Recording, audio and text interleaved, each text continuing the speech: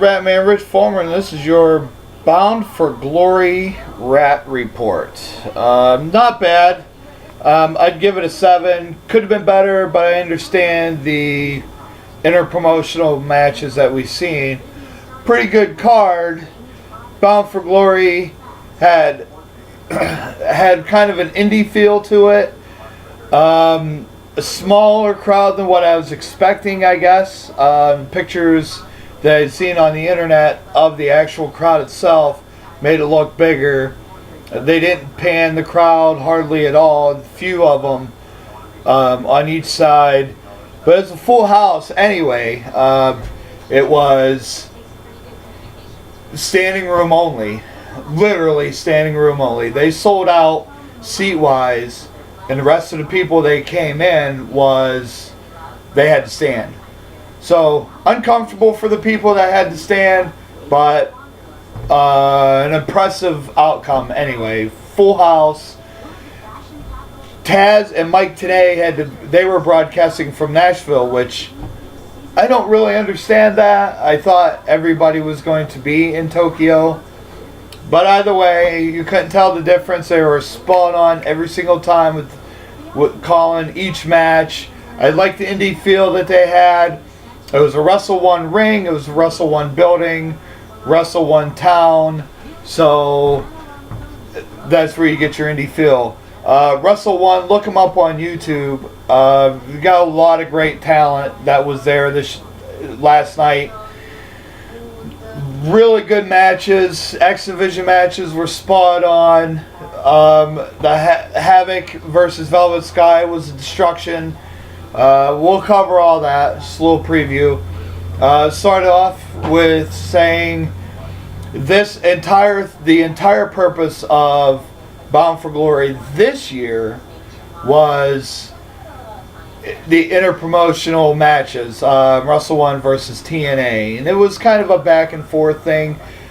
I like seeing talent that I, number one, haven't seen in a long time, like Kaz Hayashi and Ryota Hama, and seeing new guys that I never seen before, like Minoru Tanaka, and I've seen Kaz Hayashi a few times.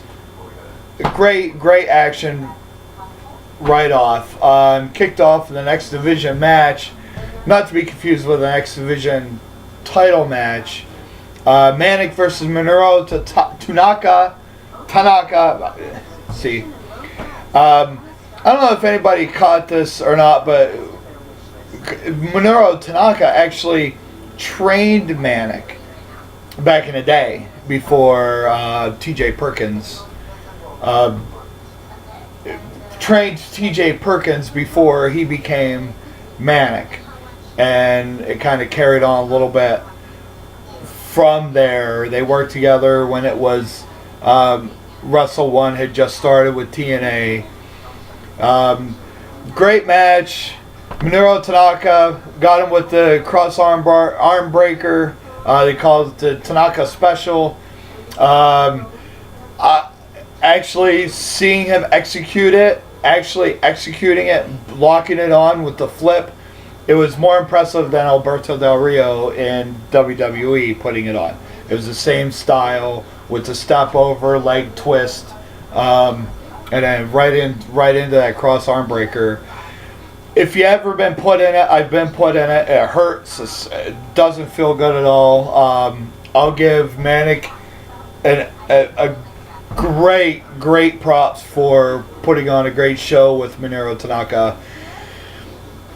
I can't say any of these matches were predictable for me, except seeing, I knew Havoc was going to destroy Velvet Sky. I don't think Velvet Sky is as talented and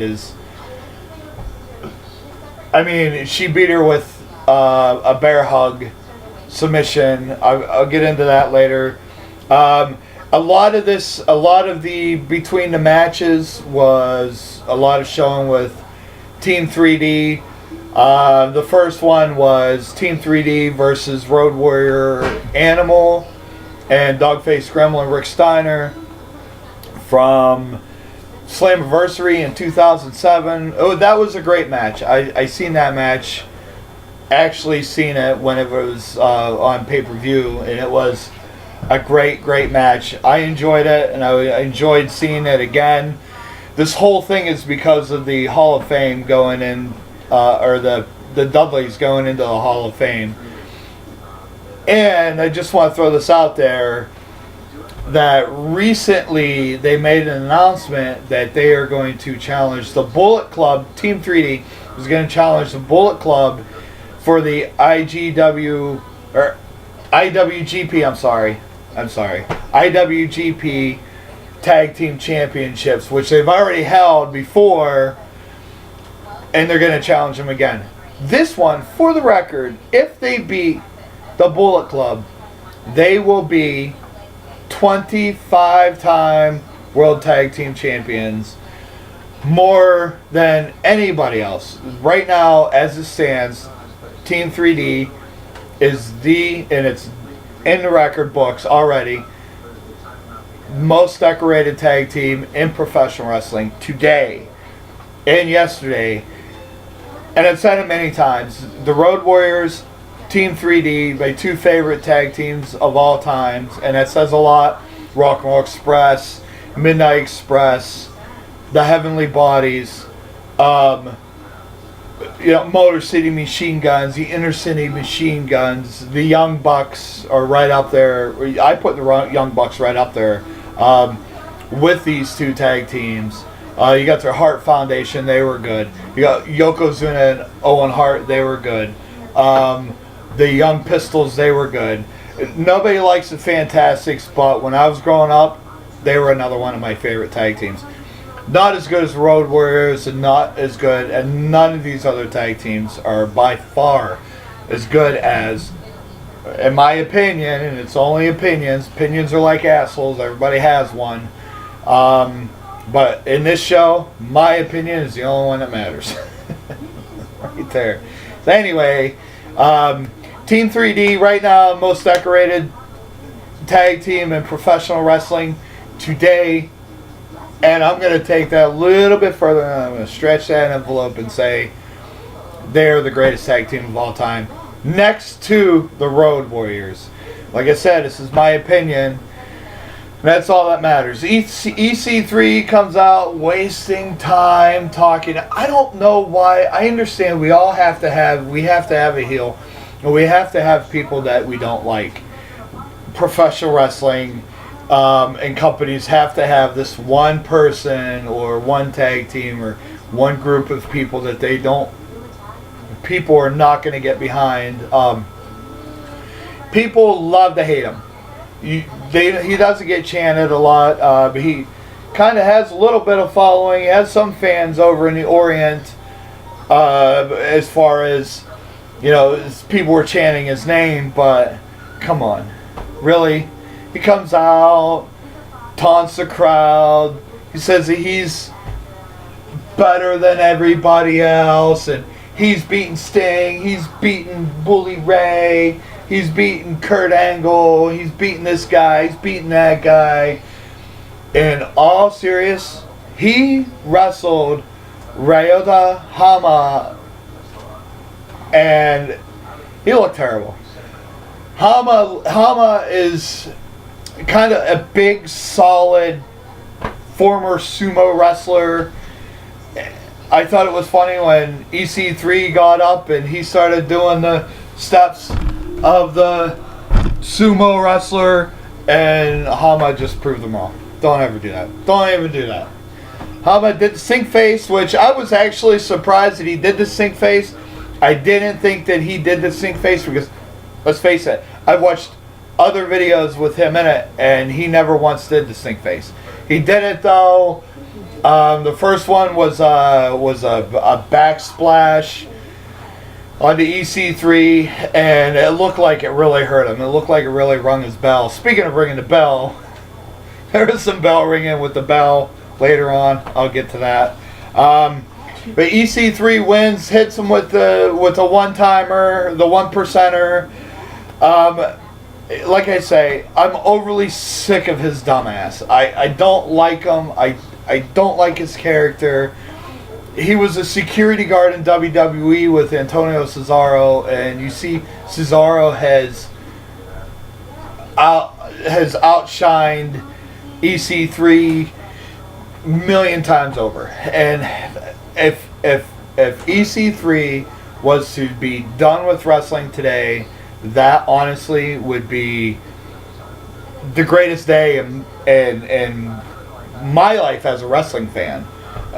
Forget it. I would be happy. Never want to see EC3 wrestle in any ring, anytime. You know what? He would be a better NXT guy. Let's put him in WWE, and he could tag team with Fandango or Fandisco or you know, they'd probably put him on top and put him versus John Cena all the time. Mr. Kickout, 2-time kickout. 1, 2. Oh my God, John Cena just kicked out again. He kicked out after Andre the Giant sat on him. I know, different era. Andre the Giant's long since dead. Rest in peace, but, you know. MVP talks about Japan wrestlers, and without a doubt, he admits that without a doubt, Japan has some of the greatest, and I agree, Japan has some of the greatest wrestlers of all time. You know, Antonio Inoki, the great Muda, which we see in action many times. I grew up watching the great Muda. Early 90s, all the way up he came out. And he wears a mask now. He's showing his age and his face, body-wise, ring appearance. You can't tell he's in his 60s or 50s. But MVP comes out. He wrestles Kazuma Sakamoto, and actually, a little bit of history here of Sakamoto. He was actually trained by Taka Michinoku, which we all know who he is, in the Kaientai dojo. And Kaientai, to be Kaientai, that means you're elite. It's like the Japanese version of the Four Horsemen. I hold them up that high. I hold the Four Horsemen as the greatest group in professional wrestling, and that says a lot. NWO, D-Generation X, Fortune, Team Canada, Team Japan. That just says a lot. And the Dudleys in ECW, Big Dick Dudley, Spike Dudley, Bubba Ray, Devon, and that list keeps going and going and going. And Kaientai, Elite, Kazuma Sakamoto, another great talent that comes from there. He's held titles, two handfuls of titles, and that includes tag team titles, singles titles, you name it. He's held it all over the world. And he wins with a Shining Wizard flying basement drop kick. The Shining Wizard, surprised to see MVP doing it, but considering all the props that he was giving the Japan talent, I'm not surprised. Considering it's a great Muda move, the Shining Wizard, which the Shining Wizard is what helped Muda and Tajiri win their match. We'll get to that part later on. Joe cuts a promo about why he's there defending the title. He defended against Kaz Hayashi and Low Ki, which we know Kaz Hayashi from WCW days. He went into WWE. He's done many things in professional wrestling, and he's always been spot on. He's 3 handfuls of titles right there, and these 3 guys in the ring have altogether held at least 10 handfuls of titles. I don't have a number in front of me, but this match, this X Division title match, Samoa Joe versus Kaz Hayashi versus Low Ki. From the start, had everything that we want to see. And Low Ki is great talent. Great talent. WWE was foolish to let him go, but I'm not surprised. It's WWE. He was Cabal in WWE. Kaz Hayashi had kept the Kaz Hayashi name all through the years. Went through a few different identities. You see, when you get with a company, they want you want to make a lot of money. The company's like, okay, we're going to put this name on you. We're going to change your name completely. And you keep your same style, but we're going to give you a different name. That's kind of where everybody is. It was a great showing between the two, Wrestle 1, X Division, and TNA X Division. A great representation of all three gentlemen, all three talents between the two companies. After the show, after the match, Joe wins with the Coquina Clutch, rear naked choke. Nobody held back from that. Great representation, like I said. Joe, after the match, Joe stays in the ring. Jeremy Borash was with him. He shows much respect and thanks the Japanese fans, thank the people at home. And great X Division match. They showed a clip of Bully Ray putting Dixie Carter through a table, which to date was one of the greatest moments in TNA history, as far as I'm concerned, being a fan. There's been many great, but seeing Dixie Carter go through a table, and now, in my opinion, she's not that great of a business person. Not being a fan of wrestling is one thing.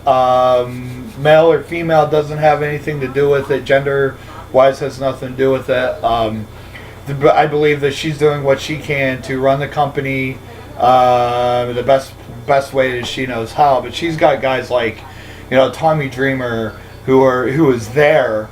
Guys like Jason Cook who are there. These guys are huge fans of wrestling, and not just fans, but they're, Jason Cook is a promoter in there. He's a booker. Tommy Dreamer he has his own company called House of Hardcore. He's a former wrestler himself. He is a wrestler himself. So seeing this, TNA is going in the right direction. However, like I say, that drop through that bubble bomb through the table was tops. Definitely one of the greatest moments of the year. Greatest moment in the past 6 months, definitely. And it's things like that put TNA above the rest. You won't see that. You'll see breakdancing bunnies or old ladies walking around. I swear to God, Hoda looked like a monkey, a big old ape on that. But I'm not gonna talk about that anymore. Tommy Dreamer cuts a promo on Team 3D, and has his match with a partner, Abyss. Looking at this on the card, Team 3D versus Tommy Dreamer and Abyss I knew that things were going to get out of hand. I don't recall that being announced as a hardcore match, but it instantly turned into a hardcore match. Did you see the table? The table was a two by, I thought it was 2x6s, two 2x6 boards, but it was 2 inches thick, and Tommy Dreamer went right through it later on in the match. It was a small little table, maybe 4 foot long, 2.5 foot wide, maybe. Really small. We're used to seeing bingo hall tables or lunchroom tables set up and people going through them. But this one, it looked a lot more solid, and the referee had to pick it up. Like, the way he picked it up and threw it outside, it looked like it might have hurt going through it. It didn't look like your typical breakaway table that they usually use. Like I said, a bingo hall table, they're flimsy.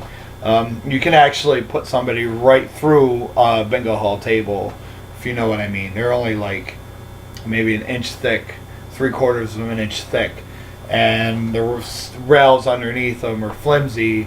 You know, it looked like 2x6 boards on a piece of metal rail and set up. Here you go. This is what we use because we're small people. Just kidding. Tommy Dreamer and Abyss versus Team 3D was a great match, all in all. To kick it off, Team 3D extended their hands to Tommy Dreamer, show of respect back and forth. Now Abyss, if you think back, Joseph Park, Bully Ray was part of the Aces and Eights, and you know, before that he was part of Immortal. You know, hey brother, I'm gonna put my face in the spotlight all over again. No, I'm no mortal Hulk Hogan. Anyway, remember his faction there tried to do the NWO thing, but Bully Ray joined them. Abyss fought with them a lot, and then Bully Ray like beat him up, and so there's been bad blood between Bully Ray and Abyss. We know that. It's well documented. If you've been following the past 3 years, unless you had your head in a hole somewhere or body tucked under a rock somewhere, you would know that Bully Ray and Abyss are not best friends. They don't like each other at all. This was a match because, I mean, they could have probably put Brahm in there, Brahm instead of Abyss. It would have been a great match. The fact that this was a hardcore match and they carried it into the fans, they did a lot of ECW action as far as tables, the kendo sticks, the garbage cans, the chairs, the bell. I said this earlier. Put the bell up on Tommy Dreamer and hit the bell and it rung his bell, put it on Abyss's yam bag, rung his nutsack, yam bag, however you want to see it. It was good. They did the Deadly Death Drop onto Tommy Dreamer, got the pin. Abyss pulled out the tacks, threw the tacks down or dropped the tacks out, and he was the first one to go through it. And he put his hands up.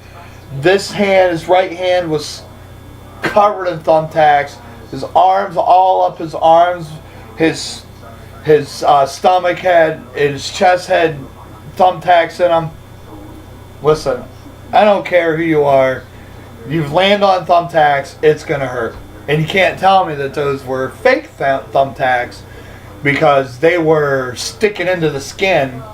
And you know, I have tattoos. I can't say that they hurt, but not as bad as some people think. However, I've been stuck with pins, I've been stuck with needles, I've been poked and prodded at a lot, and thumbtacks, I've had a thumbtack into my foot. That freaking hurts. Anything that's going to pierce your skin, whether it's an inch or a 1/4 inch, it's going to hurt. All I can say is the landing Abyss took onto that, I'm glad he was wearing a mask, because that would have really hurt. Bubba Ray, after the match, Team 3D wins. It was predictable because it was their night. They just get inducted into the Hall of Fame. And now, after the match, he thanked the fans in Japan, thanked the fans worldwide. And they came in through the crowd, and when they left out of the crowd. And that was a hell of a way to end Team 3D's run in TNA. I don't know if this is the end. There's been talk that Bully Ray's contract was up and he signed a short-term contract. But as I mentioned earlier, Team 3D is going after the IWGP titles right now, held by the Bullet Club, and I don't know how that's going to work out for them. I do know that Samoa Joe and Magnus once held the IWGP Tag Team titles, as well as the TNA titles. So, who knows? I guess we're just going to have to wait and see. There's nothing, I've been looking, there's nothing that I can find. Maybe I'm looking in the wrong places. But I'll keep my eye out. I'm not really sure where the source comes from, but I do know that they are going after the IWGP titles. If you know anything, comment below and educate me, please, because I love to learn everything. Velvet Sky cuts a promo. It was filmed actually Saturday, soon after her arrival in Japan. She cuts a promo, and she had a lot of good to say about Havoc. But I'm gonna tell you something. Madison Rayne is the number one number one contender for the Knockouts title. I really don't see it happening. I'm sorry. I don't see Madison Rayne beating Havoc. Talking to a fan, my Twister actually thinks that they're going to bring in somebody to beat Havoc. Who's going to do it? Maybe Gail Kim can come back and hit her with the Eat Defeat. But do you really think that the Eat Defeat's gonna beat Havoc? I said it when she came in that she was going to dominate the division, and so far she destroyed Gail Kim. She won with the bear hug submission. You don't see people winning off a bear hug anymore. It's a good wear down, but it's a good one for the lower back. You know, when you're a pro wrestler, and correct me if I'm wrong, you people out there actually do this, the lower back is your most dependent on spot, because that kills your legs, that kills your arm strength, that kills everything. Velvet Sky was caught in the clutches of, and I'll give her an E for effort, A for effort actually, versus Havoc. But double axe handles, running into the ropes with clotheslines. Obviously, that did not work out. I'm not sure what she was thinking. How do you, at the same time, my question is, how do you prepare when you're the size of Velvet Sky, when you're the size of Madison Rayne? How do you prepare for a match against somebody the size of Havoc? Not many people can go one-on-one against Havoc. I've covered this before. Alpha female is right now the only one that I see, and that's saying a lot. Lady Tapa, she might be able to, but I really doubt it. I really seriously doubt it. She's going to have the Warlord is her uncle. She might end up with that unless she stays in the Indies. But Havoc, Alpha female is the only one that's been able to stand toe-to-toe with Havoc, and there is not a lot of people. Maybe you could bring in cheerleader Melissa or Sarah Del Rey. If you could pull her out of WWE's ass, Sarah Del Rey would be a great challenge for Havoc. But Madison Rayne, I don't think that's going to happen. They could bring in Awesome Kong, bring Awesome Kong back. That would be a great match. But, you know, Havoc obviously is what I'm getting at. Retained the Knockouts title. It was a good match. It wasn't. Oh man, it wasn't good. It wasn't good. It was a domination, is what it was. Velvet Sky, she tried. She hit her with some high impact moves, but if the woman isn't gonna leave her feet, how are you gonna beat her? How are you gonna be 5'5" and beat somebody who's 6 foot tall and has 50 pounds on you? Two of my boys play football, some of the teams they've played against in C League have been bigger. Little Peyton, he's 4 foot something, and taking on guys who are my height. I'm 5'9", 6 foot something like that, 5'9", 5'10", and these kids can stand face to face with me, and I say, hit them low and hit them hard. That's really all you can do. Maybe she could have taken out the legs, a few sabat kicks to the kneecaps, taken down her legs, destroyed her from there, broke her down is what I'm trying to get at. Break her down and work your way up and do head moves. I've been hit in the head before. I've been put into rear nakeds, and it takes a toll on you after a while. Worked in legs, go to the head maybe, I don't know. I'm not a wrestling coach, I'm not anything like that, but how do you really prepare? My point is, how do you prepare for somebody the size? Madison Rain is small. She's probably 5'4" or 5'5", and Havoc has got to be my size, 5'6", or 5'9", 5'10". Maybe she even towers over me, but she's a big girl anyway, and she's much more powerful than any of the knockouts. And we see that week after week after week after week. And this Wednesday, it's going to be Havoc versus going to be defending the title against the number 1 contender, Madison Rain. I don't think Madison Rain is going to win that match at all. And I'm going to end it at that. I'm sorry. I don't see Madison Rain beating Havoc at all. James Storm and Sonata versus Tajiri and Muta. This is one match that I look forward to out of the entire card. Besides the X Division match, this match is what I look forward to the most since the complete card. Storm cuts a promo in the ring in the beginning, and then calls out Tajiri, and he said, "Who's going to be next?" That's a good question. I would like to see Glow Key join them, or Tajiri. I don't think Tajiri would do it. Just his loyalty to the Great Muta, his mentor, his former mentor. I don't see it. Sonata did turn on the Great Muta, but I don't think it's going to be like that with Tajiri.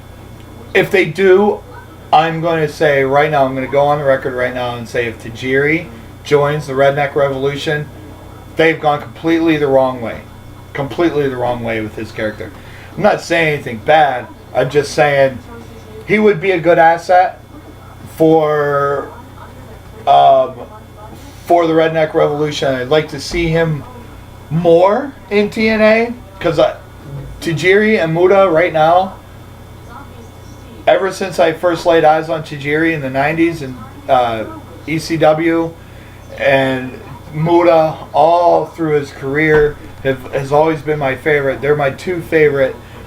And tonight was, or last night was a great treat for me to see Muta and Tajiri tag team.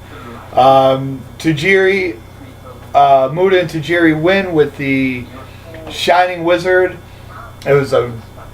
They both hit with the blue and green, or the red and green mist. I'm getting my colors mixed up. This is why Sonata has blue mist. Tajiri had red mist. Muta had green mist. Muta and Tajiri are known for many different colors with their mist, and they hit them both. Use the mist, and they win. Shining Wizard. That was the Shining Wizard better than MVP's. Sorry, excuse for the Shining Wizard. It's just all in technique the way you do it. MVP's was straight on. Muta's was kind of like a round kick, flying basement drop kick, round kick into the side of the head. Look at me, I'm trying to do it. I wish you could see my feet doing it. You get the idea. I'm trying to do it. And then Storm attacks Muta afterwards. Tajiri whistles and out comes Manic. A fight ensues. Super kicks to Tajiri. James Storm puts the rope around the Great Muta, choking him out, and out comes Team 3D to save the day. It was a great ending, great night. Needless to say, Team 3D put a number on Storm and the Redneck Revolution. They ran off. Team 3D came out, saved the day. The Great Muta, I didn't expect it, but if you think about it now, right now, as I'm standing here, I'm thinking about this. Team 3D coming out to save the owner of Wrestle 1, the Great Muta. So, yeah, I get it. And they have to be the heroes of the day. They already won their match. They're getting inducted into the Hall of Fame. And they come out and save the day on the Great Muta. All in all, the entire show was, I'll give it a 7. Could have been better, could have been worse. The way they represented both companies was a 10 right there. So, there you go. I would say between a 7 and a 10, I'd say 8.5. Because that's right there in the middle. Great show. Keep it up, TNA. It was a great pay-per-view. I look forward to the next one. I'm looking forward to Wednesday, when it's going to be number 1 contenders match. James Storm, or not James Storm. So Bobby Roode, I'm sorry. Bobby Roode's going to be wrestling for the number 1 contender spot to go against Bobby Lashley. My predictions is Bobby Roode's going to get his rematch against Bobby Lashley. Havoc is going to destroy Madison Rayne. And I say destroy, and I go forward a little bit like this because it's going to be a complete annihilation. Madison Rayne, okay. She held the Knockouts title for a long time when she did hold it. She beat just about everybody. Gail Kim was the longest reigning Knockouts champion. I think she was looking to do that this time, and Havoc caused her to fall short, put her on the shelf. Velvet Sky at Bound for Glory is lucky she didn't get put on the shelf, which she could have been put on the shelf. Madison Rayne, I don't know, man. She's strong. She's wiry. She better not get in any kind of clutching with Havoc, or it's going to be see you later. Anyway, Bound for Glory, great one. This is Ratman Rich Fulmer, and this has been your Ratt BFG Report.